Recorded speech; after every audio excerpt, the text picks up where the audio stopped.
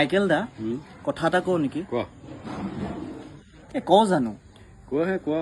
কি ক'বা নকওঁ নেকি কোৱাহে কি ক'ব ওলাইছে কোৱা মাংসত অলপ নিমখটো কম পাইছিলে নেকি একজেক্টলি